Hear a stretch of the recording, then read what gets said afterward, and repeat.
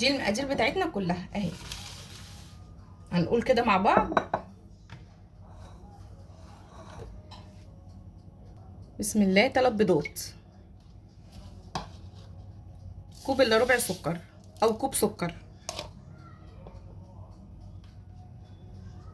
كوب الا ربع سمنه على زيت او سمنه او زبده اللي انت عايزاه واللي عندك اشتغلي بيه. كوب من عصير البرتقال وعليه معلقه كبيره من اللبن البودر، وضربينه كده يعني بالهاند بلندر. انا ضربته بالهاند بلندر لحد ما بقى بالشكل ده.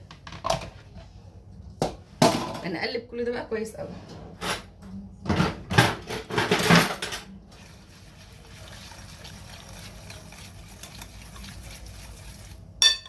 واحنا شغالين كده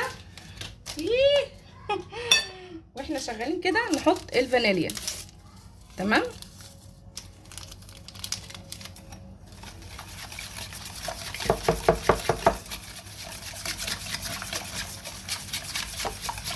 هنزل على الخليط ده 3 كوبايات من الدقيق.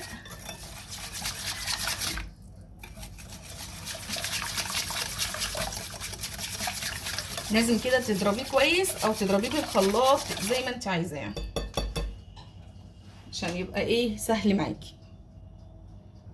هدوبه شويه بالهاند بلندر.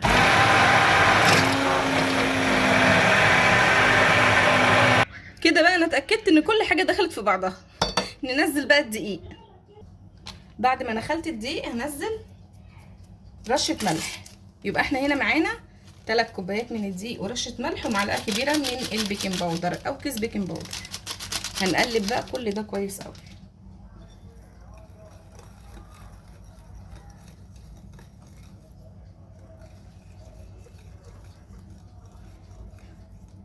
كده الخليط معانا بقى جاهز بتاع الكيك.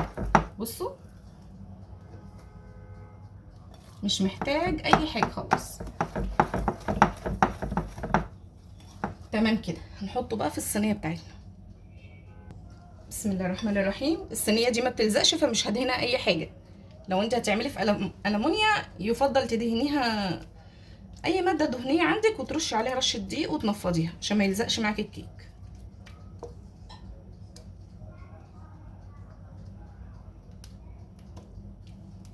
تمام كده. سهله قوي بسيطه كده، وعملناها مع بعض ايه بسرعه يعني، ما خدتش حاجه. طبق تقيل مش هسيب ولا فتفوته. بس كده. هنعمل ايه بقى؟ هنعمل كده كده كده. تمام. هندخلها على ايه؟ على الفرن. بصوا شكلها بقى عامل ازاي. بصوا بقت عامله ازاي عسل. يلا بينا ندخلها على درجه حراره 180.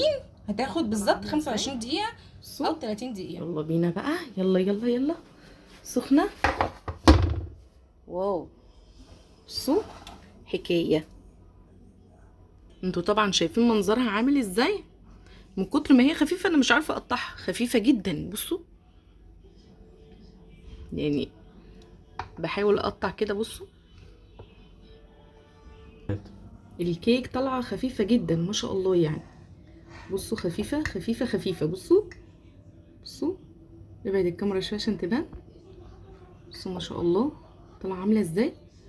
ايه ده يعني ايه ده مش عارفه امسكها سخنه. بصوا الخفيه اللي هي فيها بجد والله يعني مش عارفه اقول لكم ايه. طعمها خفيف قوي. عارفين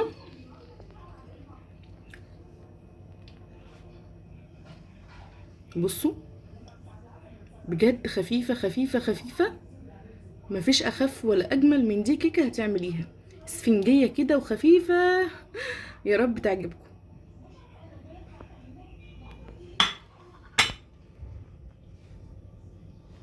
بصوا القطعه.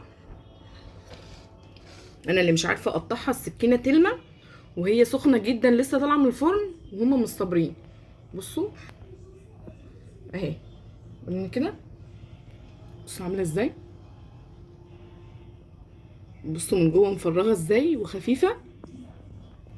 يعني كيكة على اصولها. يلا بينا.